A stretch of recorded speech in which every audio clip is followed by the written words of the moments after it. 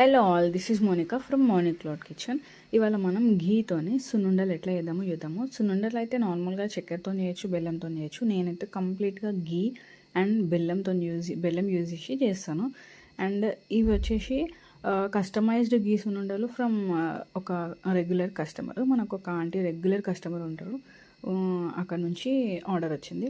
So first మనం కంప్లీట్గా మినపప్పు యూజ్ చేసి చేస్తాం. ఇది మెయిన్ ఇంగ్రీడియంట్. మినపప్పు ఏంటంటే మనకి పొట్టు మినపప్పు ఉంటుంది, నార్మల్ మినపప్పు ఉంటుంది. అందులో ఈ కస్టమర్కి కస్టమైజ్డ్ అని చెప్పాను కదా, హాఫ్ పొట్టు ఉండాలి, హాఫ్ నార్మల్ ఉండాలి అని చెప్పారు. సో రెండు కలిపి చేయాలి. హాఫ్ ఆఫ్ తీసుకున్న అది ఆ మినపప్పుని మనం చాలా చిన్న మంట మీద చాలాసేపు అది ఫ్రై అయ్యేదాకా ఫ్రై చేయాలి. తర్వాత మనం అందులో లాస్ట్ అది ఆల్మోస్ట్ ఫ్రై అయిందని అనే టైంలో ఇది కొంచెం ఒక 2 స్పూన్స్ ఆఫ్ బియ్యం వేయాలి. దాంతోపాటు ఇలాచి కూడా వేసేసేయండి. లైట్గా ఫ్రై అవ్వగానే దాన్ని స్టవ్ ఆఫ్ చేసేసి అదిని గ్రైండ్ చేయాలి. మనం గ్రైండ్ చేస్తే ఒక ఫైన్ పౌడర్ వస్తుంది మనకి. ఆ పౌడర్ని మనం ఏం చేయాలంటే, ఇప్పుడు ఒక గ్లాస్ మినపప్పు తీసుకుంటే దానికి ఇంకొక గ్లాస్ బెల్లం తీసుకోవాలి. బెల్లంని ఆల్రెడీ తరిగి పెట్టుకోవాలి. మనం ఇప్పుడు పౌడర్ గ్రైండ్ చేస్తాం కదా, ఆ గ్రైండెడ్ పౌడర్ని బెల్లంలో వేసి మంచి కలపాలి. ఫస్ట్ మిక్స్ చేయాలి. మిక్స్ చేస్తే ఆ బెల్లం అంతా హ్యూమిడిటీ అంతా పోతుంది పౌడర్ని కలిపిన తర్వాత. ఇప్పుడు మళ్ళీ రెండింటిని కలిపి మళ్ళీ మిక్సీకి వేస్తే మనకి మంచి ఫైన్ పౌడర్ వస్తుంది. రెండు మంచి ఏమంటారు కరెక్ట్గా కలిసిపోతాయి అన్నట్టు, బెల్లం అండ్ మినపప్పు క్వాంటిటీ. ఒకవేళ షుగర్ క్వాంటిటీ ఎక్కువ అంటే స్వీట్నెస్ ఎక్కువ కావాలనుకున్న వాళ్ళు బెల్లం క్వాంటిటీ కొంచెం ఎక్కువ చేసుకోవచ్చు. అండ్ స్వీట్నెస్ తక్కువ కావాలనుకున్న వాళ్ళు క్వాంటిటీని కొంచెం తక్కువ చేసుకోవచ్చు. ఇది వచ్చేసి మెయిన్ ప్రాసెస్. ఇప్పుడు ఇక్కడ మనం రెండింటిని కలిపి పౌడర్ చేసిన తర్వాత ఈ పౌడర్ని మళ్ళీ మనం ఒక దానిలో తీసేసుకొని పక్కన పెట్టేసుకోవాలి. ఇక్కడ గ్రైండ్ చేసేటప్పుడు మీకు టిప్ ఏంటంటే, రెండింటిని మంచి కలిపి గ్రైండ్ చేస్తే మీకు బెల్లం మంచిగా మిక్స్. పప్పు అండ్ బెల్లం రేషియో ఏంటంటే 1:1 తీసుకోండి.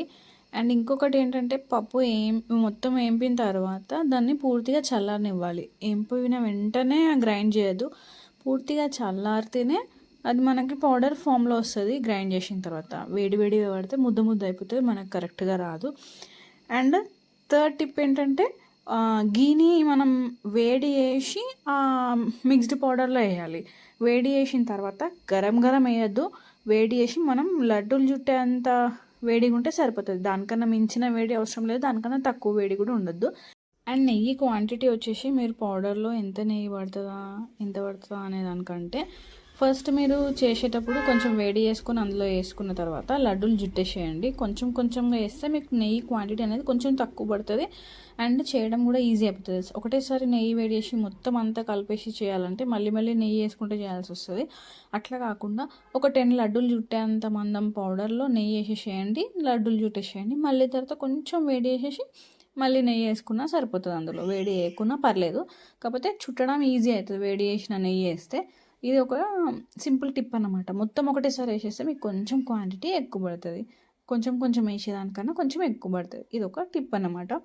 ఇది చూసారా ఎంత ఈజీయో. అసలు ఫుడ్ ఇంట్రెస్ట్ ఉన్న వాళ్ళకి చేయడం, ఇంట్రెస్ట్ ఉన్న వాళ్ళకి చేయడం చాలా ఈజీ అండ్ చాలా బాగా అనిపిస్తుంది. ఇట్లాంటి సున్నుండలు మన ఉమెన్స్ అయితే ఖచ్చితంగా రోజు ఒకటి తింటే చాలా హెల్తీగా ఉంటారు. ఇప్పుడు అందరూ నడుము నొప్పి, ఆ నొప్పి, ఈ నొప్పి అని అంటున్నారు కదా, రోజు ఒకటి తింటే మాత్రం చాలా హెల్తీ. పిల్లలకు కూడా చాలా హెల్తీ. ఇది హెల్తీ వర్షన్ ఆఫ్ లడ్డు. ఇంకా నేను డిఫరెంట్ టైప్స్ ఆఫ్ లడ్డూస్ చేస్తాను. మన ఛానల్ని సబ్స్క్రైబ్ చేసుకోండి అండ్ ఫాలో అవ్వడం మాత్రం మర్చిపోకండి. యూట్యూబ్ అండ్ ఇన్స్టాని ఖచ్చితంగా ఫాలో అయ్యి ఉండండి.